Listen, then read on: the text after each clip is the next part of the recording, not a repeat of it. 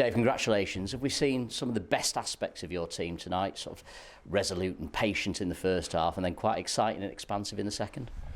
Yeah, I suppose. I think the goal at the start of the second half settles us down, and our performance in the second half is very good. When you're playing at Stevenage, because of how they go about it, and they're really effective at what they do, and they make you defend. Quite often, games are a bit of an arm wrestle. Games on a Tuesday night often are a bit of an arm wrestle, and normally, if they're going to be dour encounters, they're more likely to happen on a Tuesday than a Saturday. So we had to see off that threat. I think we're a bit fortunate to go in front. I don't think there's much in the game, but we get a little bit of luck with a deflection, and then, like I said, the start of the second half really set us up, and from that point we were comfortable without being comfortable, because they'll continue to ask you questions with the manner in which they play. Three different goal scorers. Obviously, it's important your centre forward scoring, Kyle Wotton, but your two wide attackers have got goals tonight. Two lads who've had issues throughout the season, really, with one thing and another, but both getting the goals tonight and thoroughly deserved. Yeah, and different types of goals, and they've had opportunities. You probably see the best of them in the second half, when the game gets stretched a little bit, and we've got that second goal, and the game opens up, which is when both of them have opportunities. But because of, I suppose, the situation that they found themselves in, that's the point when they're tiring, and probably when they can have the most impact. And to be fair, that's what they've done when they've had opportunities previously. It's been from off the bench and changing the game when they're fresh and other teams are tired. But now for them to, like I say, to both score, and as at times a front four looked a threat. They've all had opportunities to score. Thankfully, like I say, three of them have, but they've all worked really hard for the cause in order to get us a valuable 3 points.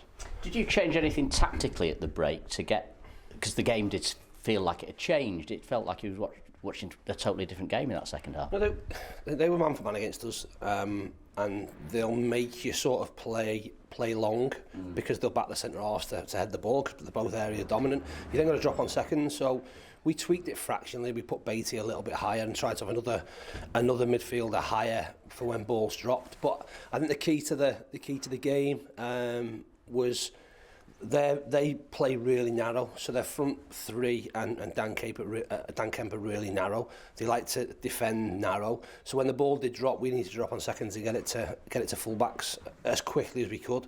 That happened really early in the second half, and we had a chance on the back of it, and then we scored a goal with Brad putting a ball in behind early, because their fullbacks then have a decision as to whether to jump or not, and we naturally want to get in races with Tanto at the top end of the pitch. So he was getting in down this inside right, wasn't he? A couple of times, especially because of if we were encouraging Fevs to drop a little bit deeper. If they then didn't jump on him, we could have given him the ball. If he semi-jumped, he could flip the ball around the corner on his left foot first time.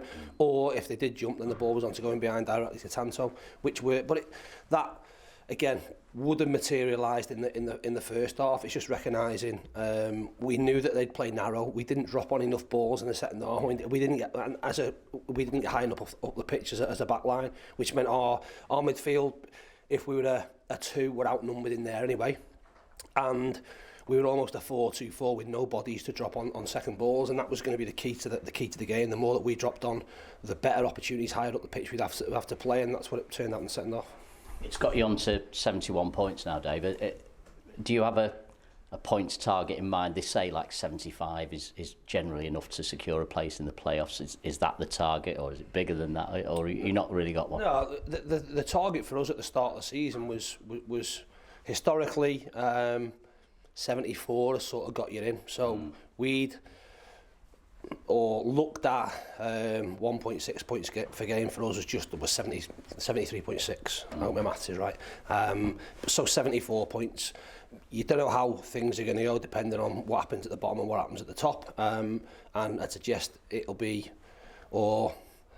closer to 80 or above 80, and that's where I think we need to be. But that's irrelevant for us. It was about winning tonight. It's about winning the next game, and that's where our focus will turn really quickly. It's obviously a tough trip, a long way to travel on Saturday, but a game that we want to go and try and win in order to take us to, I suppose, the next milestone and tick off another win.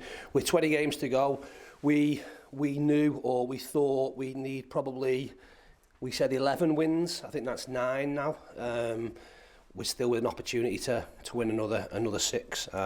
So whether it takes another 3, 4, it makes no difference. We'll just try to, if we win every game, then we'll pose questions to other teams, and I'm sure that's what everyone else's mindset will be, and we're certainly not going to be any different. As you say, it is a tough trip to Exeter, and I think they were top half around Christmas time. They fell away a little bit, but they're on a good run again now. Great win tonight away at Barnsley. I think they've lost 1 of the last 8. And they've got a lively front pair, haven't they, with Mitchell and McGuinness, and it will be a tough trip, that one. They're all tough games. I think sometimes when you say that as a manager, people will think that you're looking for an excuse. It's not the case. Like I say, as much as I was frustrated with our performance on Saturday, we won against the team that over the last month are probably right up there in terms of most points they've picked up, and they've beaten Leyton Orient tonight. So there's no gimmies. No one would have picked, like I say, or very few people would have picked Crawley winning the last 2 games, or would have picked Burton beating Leyton Orient tonight, or Cambridge taking a point against Wrexham. So no one will pick those results. Shrewsbury going to get a point at Wickham. The league is what it is. Like I say, you've got to be right at it every single game and every single opportunity. So we know that, like I say, going to Exeter will be really tough. There's probably not a great deal on the line for them in terms of their position and where they are, but again, they'll want to finish the season strongly. Where they are in terms of budgets around the league, they've done great. Gary's done a great job there, and like I say, they've had a bit of a run that's sort of dropped them down towards the bottom of the table, but they've had a good run now that's put them really safe and comfortable. They'll want to kick on and finish as high as they can. For us, obviously, it's where our priorities lie, is making sure that we at least stay in the position we're in and try and pick people off above us. And like I say, we only do that by going and performing and working hard and doing the basics well, and hopefully backing the last 2 games up, if you like, with another 3 points. It's your 200th game in charge as well for Stockport County on Saturday. It's gone quick, hasn't it? Yeah, I thought you asked this question the other week around when it seems like yesterday when we were lifting the league trophy or beating Notts County. It doesn't feel like yesterday that, but no, it has. It's been great. Again, milestones like that are brilliant. You hope that it's memorable by us putting in a good performance. There's a bit of a carrot dangled for the players around what this game and Saturday was. So important that we go there and perform, go there and win.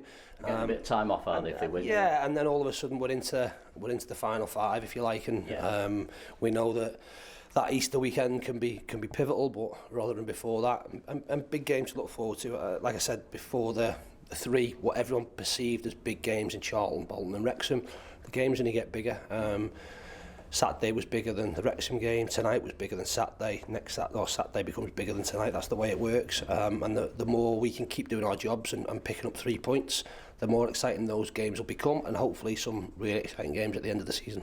And just finally, a quick word on Fraser Horsfall. He took a nasty blow at the end of the first half, but bravely came out for the second, didn't he? And did really well in the second half.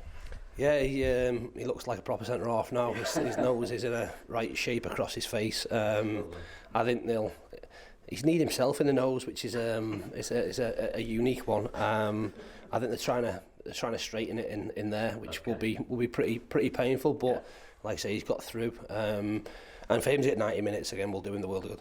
Absolutely. Even though he's got a sore nose. Congratulations, Snipes. Well done. Thank you very much, Dave.